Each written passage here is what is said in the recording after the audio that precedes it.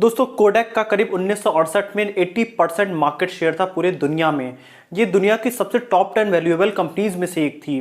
Kodak पूरी दुनिया में अपना नाम इन्होंने किया था अपने इनोवेशन की वजह से। जिस समय कैमरा बहुत महंगे होते थे, कोडैक ने लोगों के हाथों में कैमरा लाके दे दिया, और उसी इनोवेशन की कमी की वजह से कोडैक आज की डेट में मार्केट में नहीं है। तो इस वीडियो में हम डिटेल में बात करने जा रहे हैं कोडैक क्यों फेल हो गई। अगर मैं एक लाइन में बताऊं तो कोडैक अपने डर की वजह से फेल हो गई। तो इस वीडियो को शुरू करते हैं और कोडैक की कहानी समझते हैं। इस वीडियो में आपके लिए दोस्तों बहुत कुछ है, क्योंकि एक बना हुआ बिजनेस डूबने में ज्यादा समय नहीं लगता है। ये आपको कोडैक से सीखने को मिलेगा।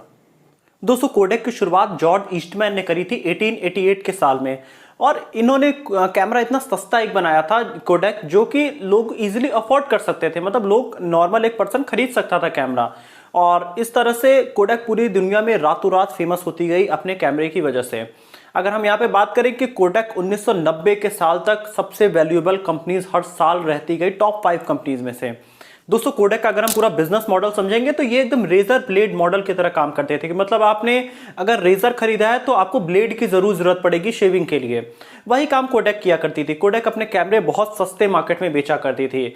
अब उसके बाद इनका रिकरिंग इनकम पे ये पैसे ज्यादा डिपेंड करते थे कमाने के लिए। मतलब लोग अगर कैमरा खरीदेंगे तो उसके बाद वो फोटोज खींचेंगे, फोटोज खींच के वो फिल्म भेजी जाएगी कोडैक के ही कंपनी में, और वहां से वो प्रिंट होके आएगी। तो कोडैक यहाँ पे ज्यादा हाई चार्ज किया करती, तो वो कैमरा सस्ता देती थी ताकि लोग ज्यादा से ज्यादा शूट करें, फोटोज खींचे और कोडैक में जाए, वहां से प्रिंट होके वो चीजें आए। तो यही कंप्लीट इनका बिजनेस मॉडल हुआ करता था। दोस्तों साल 1980 के आसपास पूरी दुनिया डिजिटल की तरफ बढ़ रही थी और फोटोग्राफी इंडस्ट्री भी डिजिटल की तरफ जा रही थी। तो आप सोच रहे होंगे कि कोडैक डिजिटल क्यों नहीं गया, लेकिन मैं आपको एक बात यहां पे बता दूं कि इस दुनिया का सबसे पहला डिजिटल कैमरा स्टीव सैसन ने बनाया था, जो कि कोडैक में ही एक एम्प्लॉय थे। वो एक वहां पे इलेक्ट्रिकल इंजीनियर थे, उन्होंने पहला डिजिटल कैमरा बनाया था। और 1975 में जब कंपनीज को इन्होंने बताया अपने मेंबर्स को, बोर्ड ऑफ मेंबर्स को, तो उन्होंने कहा कि ठीक है अच्छा काम किया, लेकिन कोई जरूरत नहीं है इसकी। तो इस तरह से कंपनी का रिस्पांस था। अब इसके बाद धीरे धीरे चीजें डिजिटल होती जा रही थी।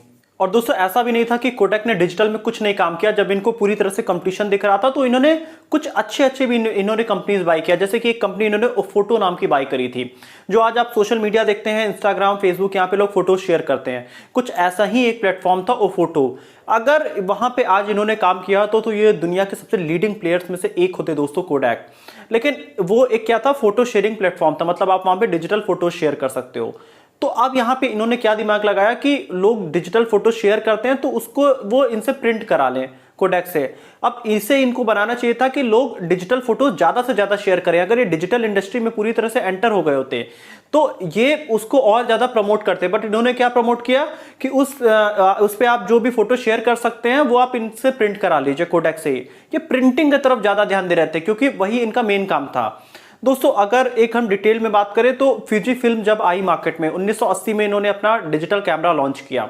अब वहां पे क्या हुआ कि ये पूरी तरह से लोगों को 10 साल तक मार्केट में एक बड़ा गैप था, जहां पे फ्यूजी फिल्म और इनके बीच में एक फाइट थी। तो अब वहां पे फ्यूजी फिल्म अपना पूरा डिजिटल पूरा काम कर रही थी, और ये लोगों को समझाने में लगे थे कि डिजिटल कोई फ्यूचर नहीं है, और ये उसके खिलाफ एडवर्टीजमेंट वगैरह कर रहे थे। और कुछ मतलब ये अपने कंप्यूटर पे ध्यान दे रहे थे, और इनका कंप्यूटर अपने प्रोडक्ट पे ध्यान दे रहा था, ना कि ये डिजिटल जाने के। ये लोगों को ये बता रहे थे कि जो हम फोटोज वगैरह अगर प्रिंटेड होता है वो ज्यादा बेटर होता है, क्योंकि हम उसको हाथ से टच कर सकते हैं।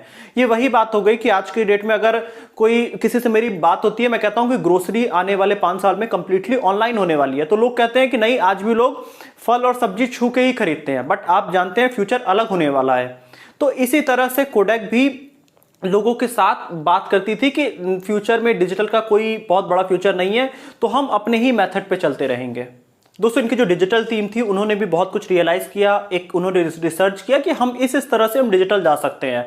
लेकिन जब उसे इनके टीम मेंबर्स की तरफ दिखाया गया तो कंपनी ने कहा कि नहीं, कोई जरूरत नहीं है, अभी हम बहुत ज्यादा सेल जनरेट कर रहे हैं, हमें इसी में फिक्स रहना चाहिए। क्योंकि दोस्तों कोडैक उस समय टॉप प्लेयर थी, लेकिन उन्हें नहीं पता था कि 5 साल के बाद वो उनका मार्केट में कहीं एग्जिस्टेंस ही नहीं होगा। तो कोडैक उस समय का अपना प्रॉफिट देख रही थी, और उनको ये डर था कहीं डिजिटल गए तो हमारा इतना बड़ा जो प्रॉफिट है वो कहीं खत्म ना हो जाए। इसी एक डर की वजह से दोस्तों कोडैक कभी डिजिटल ढंग से आ ही नहीं पाई। दोस्तों अगर हम कुछ मेजर रीजंस की बात करें तो कोडैक ने कभी कस्टमर की पूरी तरह से बात ही नहीं सुनी। मतलब कस्टमर आता था, इनसे डिजिटल की चीजें मांगा करता था, बट ये अपने कस्टमर को समझाने में लगे थे कि नहीं, आप ये प्रिंटेड फोटो देखिए, ये ज्यादा बेटर है, इसको आप हाथ से टच करके देख रहे हैं। तो कोडैक कस्टमर को नहीं सुन रहा था, कस्टमर को अपनी बात सुना रहा था। यही एक बहुत बड़ा रीजन होता है कंपनीज फेल हो जाती हैं दोस्तों। अगर आपने इस रीजन को भी अगर पकड़ लिया ना, तो आप मार्केट से कभी बाहर नहीं हो पाओगे। कोडैक बहुत लेट कर दिया मार्केट को समझने में। अगर हम बात करें साल 1980 से 1990 के बीच में जापानीज फ्यूजी फिल्म और कोडैक में एक बड़ी फाइट चल रही थी, और उस समय सोनी और कैनन बहुत ज़्यादा मार्केट में नहीं आए हुए थे। बट इनको 1991 में कोडैक ने भी अपना पहला डिजिटल कैमरा लॉन्च किया, बट उस समय बड़े बड़े और प्लेयर्स आ चुके थे। कैनन ने मार्केट कैप्चर कर लिया था, सोनी ने मार्केट कैप्चर कर लिया था, फ्यूजी फिल्म तो कैप्चर कर ही चुका था। अब इस कॉम्पिटिटिव मार्केट में सर्वाइव करना कोडैक के लिए बहुत मुश्किल होता जा रहा था। दोस्तों अगर हम साल 1976 की बात करें तो कोडैक के पास करीब दुनिया का 85% मार्केट था फोटोग्राफी का और वीडियोग्राफी का। वहीं अगर हम 82 के सन में बात करें तो इनका जो टोटल सेल्स था वो $10 बिलियन था। आप समझ सकते हैं कि $10 बिलियन आज कितनी बड़ी अमाउंट है और उस समय कितना हुआ करती थी। लेकिन यही कंपनी दोस्तों 2012 आते आते इन्होंने अपना बैंक्रप्सी फाइल कर दिया, क्योंकि ये अपने आप को चेंज नहीं किए। जिस इनोवेशन की वजह से कोडैक की शुरुआत हुई थी, उसी इनोवेशन की कमी से कोडैक मार्केट से बाहर भी हो गया। दोस्तों अगर हम कुछ कंक्लूसिव रीजंस की बात करें तो यहाँ पे कोडैक को एक डर था कि हमारा जो इतना बड़ा मार्केट शेयर है, अगर हम डिजिटल जाएंगे तो वो हमारे हाथ से चला जाएगा, जो पिछला हमारा मार्केट शेयर है। तो कोडैक को यहाँ पे क्या करना चाहिए था, उनको अपना मॉडल वैसे ही रखना चाहिए था, साथ में एक अलग टीम सेटअप करनी थी जो कि डिजिटल के लिए काम करे। अब इनको दोनों मॉडल्स में साथ में रहना चाहिए था, ये उस समय उनको बिजनेस स्ट्रैटेजी लगानी चाहिए थी। अगला जो एक बहुत बड़ा और इनका रीजन था कि इन्होंने कभी लॉन्ग टर्म, इनके जो मैनेजिंग डायरेक्टर्स वगैरह थे वो हमेशा चेंज होते रहे और उन्होंने कभी बेटर डिसीजन ही नहीं लिया, क्योंकि एक स्टेबल पर्सन वहां पे कभी था ही नहीं।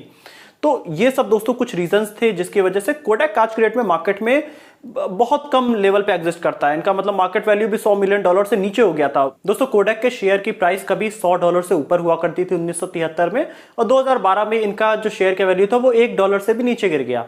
तो यही था दोस्तों टोटल कोडैक की स्टोरी। आप भी कुछ ऐसी गलती मत करिए। अगर ट्रेंड चेंज हो रहा है तो आप अपने आप को चेंज करिए। अगर मैं कुछ यहाँ पे इंडस्ट्रीज की बात कर लूं तो जो भी लोग नॉर्मली आज की डेट में कपड़े मार्केट में बेचा करते हैं, मतलब मैं बड़े मॉल्स की बात नहीं कर रहा हूं, जो लोग नॉर्मल बेचा करते हैं वो मार्केट खत्म होने वाला है। जो नॉर्मल ग्रोसरीज हैं वो कंप्लीटली ऑनलाइन होने वाली है। दोस्तों बहुत सारी चीजें आप इंडिया में देखोगे कि बहुत सारी कंपनीज अगले 5 साल में कोडैक बन जाएंगी, मतलब कोडैक जैसे मार्केट से बाहर हो जाएंगी, और जितने आपको नए प्लेयर्स ऑनलाइन दिखाई दे रहे हैं वो मार्केट लीडर्स रहेंगे। आप ये भी एक ट्रेंड देखेंगे। तो यही था दोस्तों आज का वीडियो।